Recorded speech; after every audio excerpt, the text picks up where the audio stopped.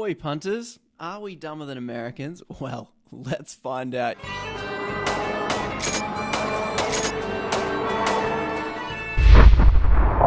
You might have seen this video on Instagram or on YouTube. Let's take a little watch. Oi, what's that? 1,301, 1,000... Oh, yeah, I'm just counting the money that the government here in Alaska just gave me. What, you lost your job? No, it's oil money. What is that? Obviously, we're in America. They don't have that great welfare, so it's probably not the fact that they lost the job, but oil money, it is a thing. I'll show you a website in a sec. Well, because I live in Alaska, and Alaska has lots of oil, when the oil companies take the oil and sell it and make a profit, all the residents of Alaska get a dividend. An oil dividend. Whoa, that is awesome. What are you doing now? Oh, sorry, now I'm just counting my son's oil money. He gets money too? Well, he owns the oil just as much as every other Alaskan resident. Oh, yeah, I guess. Oh, hey, I mean, talk about the lucky country. You've got every mineral under the sun in the ground there. You must be getting so many mining dividends. No.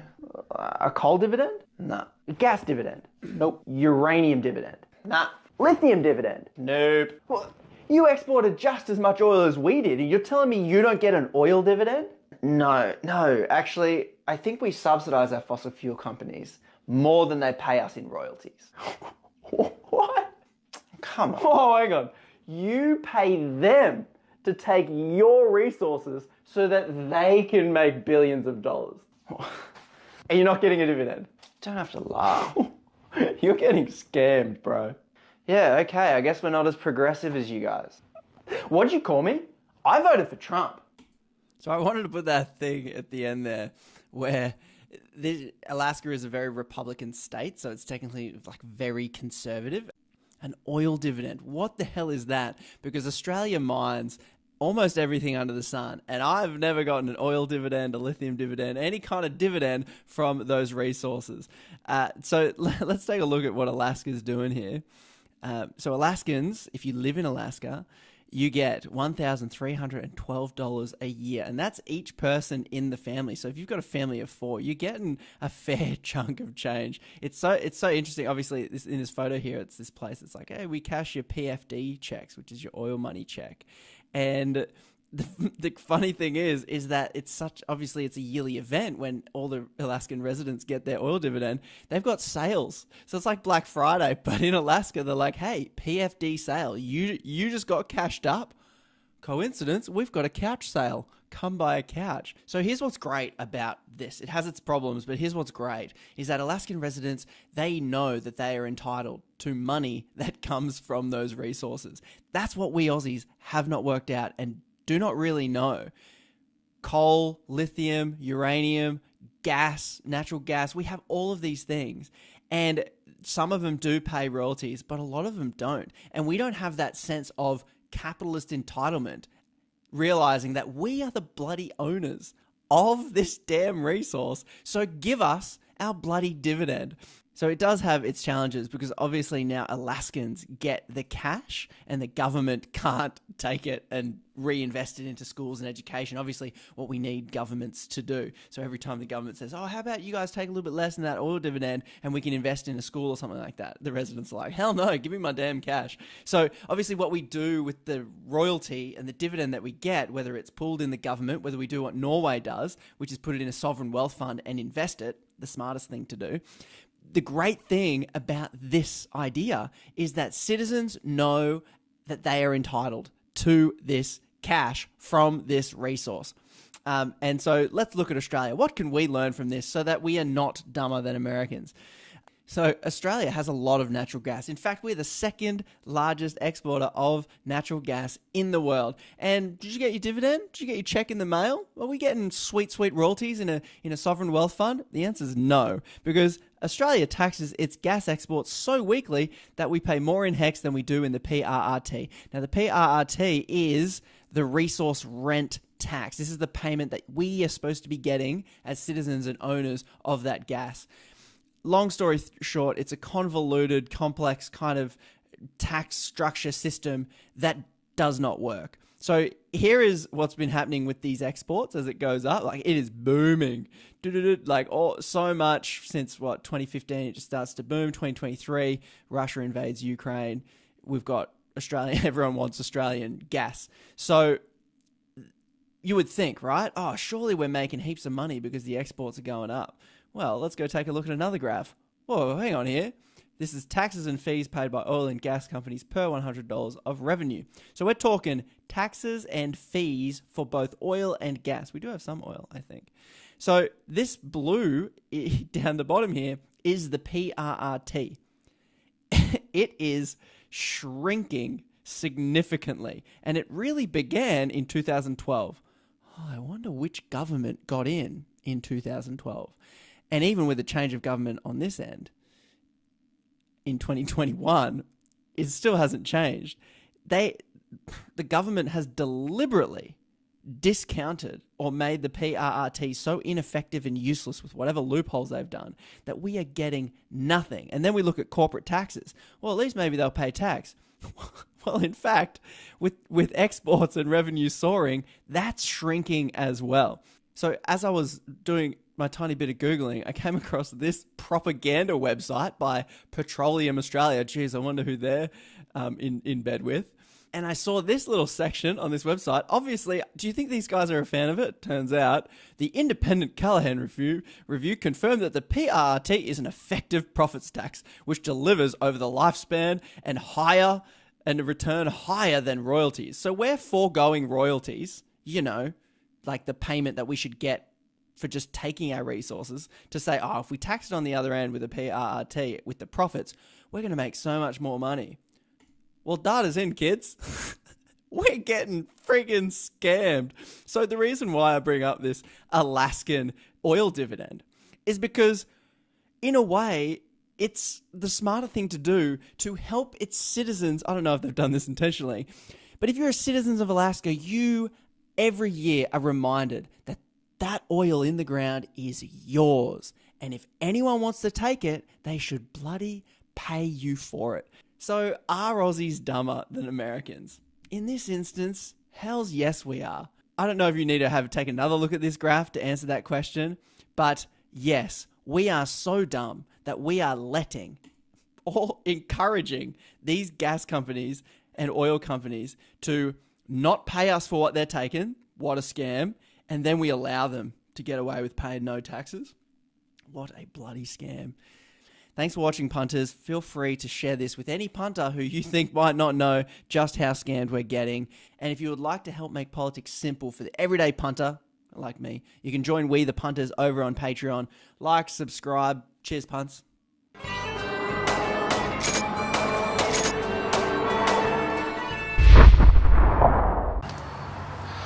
Hi everyone, Rod Cullison. I'm actually out on a walk at the moment. It's a beautiful sunny day in Perth, and I just wanted to give you a quick live. I want to keep walking, and I will do that. But I want to show you something that's very troubling to me, and that is, I'm going to take you around to this car park, okay? As you can see there, normal people have pulled up to park their car, but what is really growing in Western Australia and right around Australia is where I'm seeing young mothers, and this government is leaving them behind because they have a right to the profits. But here we go, young mothers, homeless, dressing kids for school and living like this, and yet our politicians keep getting pay rises. And this is something that GAP is going to definitely address. This makes me so upset. I just cannot believe that we would be treating Australians, allowing this to happen and using trees for towel rails. I mean, come on, this is unacceptable. And but look, I just wanted to, this is a reality check really, and I just wanted to bring that to your attention. And also keep watching, got some really good stuff coming up, and I'll be back in touch with you soon. Bye for now. If then you can zoom out and see what the whole thing's about. If then you can't see life for what it is, what a miserable life, what a miserable world, what a misery it is.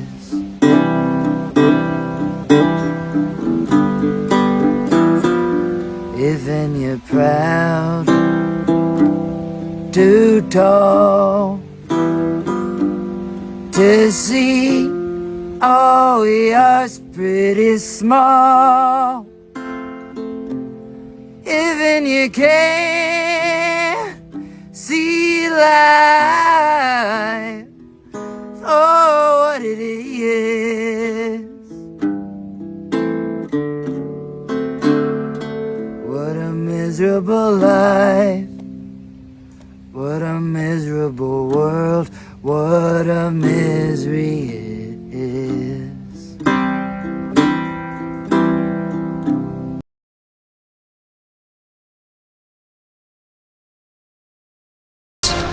I've often asked myself, what do some of these bureaucrats do in Canberra? How do they justify being paid such an extraordinary amount of money?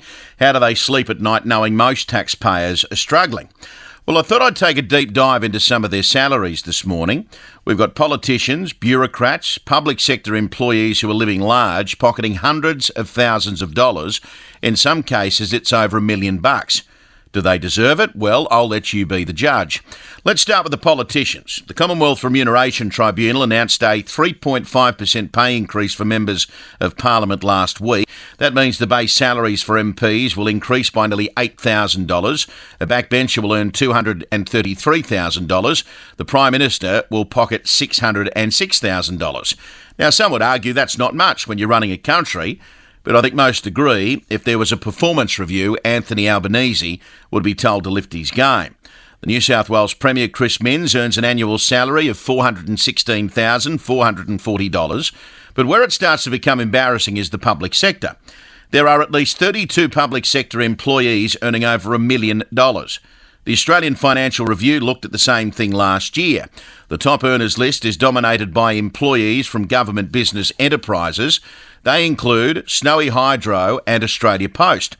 The top employees often receive large bonuses on top of generous base salaries, so I thought I'd rattle off some names for you. Greg Moriarty, who's the Secretary of Defence, he's paid over $1 million. The Chief of the Defence Force is the same. Reserve Bank Governor Michelle Bullock owns over $1 million. The CEO of Australia Post, Paul Graham, 2.3. Even the managing editor of the ABC, David Anderson, is on a handsome $1.1 million. Now, I don't begrudge anyone earning as much money as possible, but we're the ones paying their salaries, you and me, the taxpayer. At the same time, Australians can't afford to put food on the table. They can't afford to pay their electricity bills at the moment. We are in the cost of living crisis, for goodness sake. So how does a couple struggling at Penrith think that's fair? How do they accept it when they're eating 2-minute noodles just to get by? Do you see what I mean? It doesn't pass the pub test. And that brings me to the Governor-General of Australia. This is a coveted position which has been held by some ultra-impressive people. Our current Governor-General is David Hurley, who's a former Chief of the Defence Force. He served his country with great distinction. The same goes for Sir Peter Cosgrove, who's a war hero. The incoming Governor-General is a businesswoman and political activist. Sam Mostyn will become the King's representative in Australia on July 1. Ms Mostyn will perform important constitutional and ceremonial duties. She'll travel far and wide to celebrate our achievements, mark significant milestones and support people facing adversity. Her predecessor took home $496,000, but Sam Mostyn will be earning a bit more than that. Ms Mostyn will earn $709,000 a year. So she's getting a pay rise of $200,000 or 43%. She'll earn $100,000 more than the Prime Minister. I mean, what a joke. Now, I know there's pomp and ceremony attached to the royals, but this is ridiculous. Let's be honest, it's $700,000 to virtually shake a few hands, stand there and sing the national anthem, deliver a few speeches, which will no doubt become politically motivated if you look at a track record, and swear in ministers of the Crown. How do they justify an annual wage of $700K? According to the Assistant Minister to the Prime Minister, Patrick Gorman, he told Parliament yesterday that the salary was calculated in accordance with the estimated average salary of the Chief Justice of the High Court. Mr Gorman said Section 3 of the Constitution prevents a Governor-General's salary from being altered during the term of office, and it's necessary to set the next salary at a level appropriate for the duration of this term. Well, who in Canberra thought this would be a good idea? How is a $200,000 pay rise and a whopping $700,000 appropriate? The Minister spoke about Ms Mostyn not getting any other entitlements, like a military pension. But who cares? She's a successful businesswoman who's been offered a prestigious role. I'm tipping Ms Mostyn's already got plenty of money in her super account. So why is the Governor-General deserving of a $200,000 pay rise? It's not as if the role will involve more work. She'll live at Yarralumla, be driven around in a com car. And guess who's footing the travel bill both domestically and internationally? Yep, you guessed it, the Australian taxpayer. Brian Marlow is the president of the Australian Taxpayers Association, and he's slamming the increased wage. Mr Marlow says Labor is out there pretending they care about hard-working Australians. Meanwhile, they're paying overpaid bureaucrats even more. We are at a time when people have been annihilated by interest rate hikes. It doesn't stack up. He's right. As I just said, it does not pass the pub test. A ceremonial position like that is not deserving of a $700,000 salary. And if you think about it for a second, I mean, it must be a tough life. You live in a Canberra mansion or Admiralty House overlooking Sydney Harbour. You'd like to think Sam Mostyn will use her position to make a difference. She's a former National Mental Health Commissioner. But I won't be holding my breath because she's been outspoken in the past about things like climate change. She's a lefty who's been given a cushy role by her Labor mates. I personally think the position of Governor-General should be reserved for those who have served their country. The war heroes, the former High Court judges. We're instead getting a left-leaning political activist who has been a corporate high flyer for years. Now, number two, what does a belligerent occupation, in our case here in Australia, what does it look like? What does it look like, right? Now, I say, I'm not giving you the whole, intimate picture, but I'm just giving you a feel for it, right? It is, right, all of our parliaments, right, all of our courts, all of our law enforcement, right, which is the police and the prosecutions and so on. It's all of these local councils.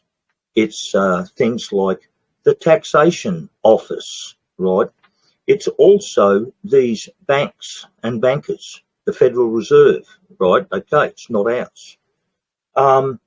You have United Nations contracts that undermine our sovereignty, and you have the World Health Organization contracts and covenants, right, that undermine our sovereignty. So that just gives you a bit of an idea, right, of what the occupancy looks like, what shape it is.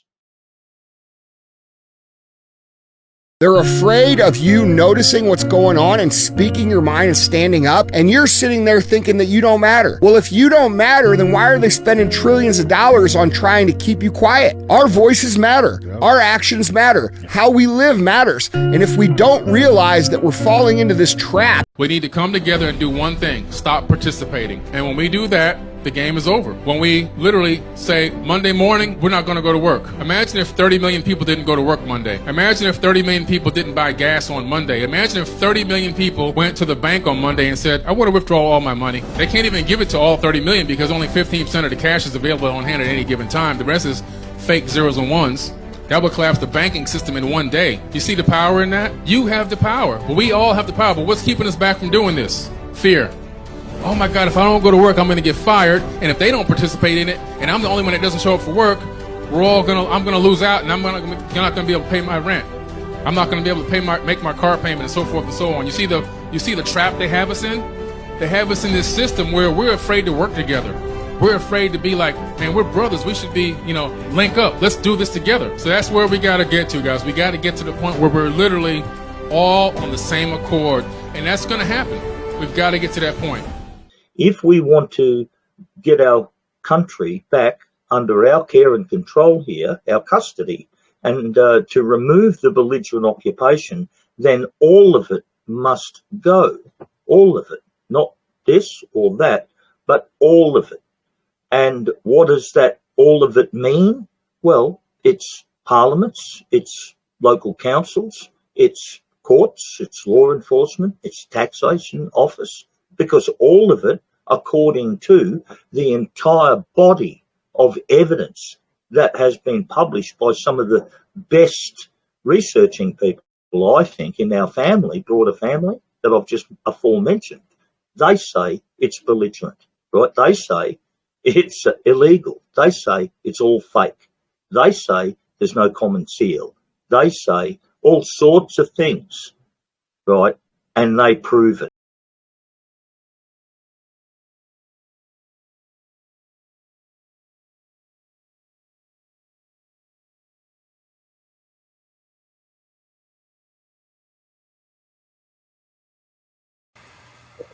G'day Aussies. Look, we know courage is as rare as rock and horse shit. But find something within yourself to get on and sign up for the National Strike. www.nationalstrikeaustralia.org. Let's end this belligerent occupation and take our country back and give our children a future that we want, not what they want. Right. Now,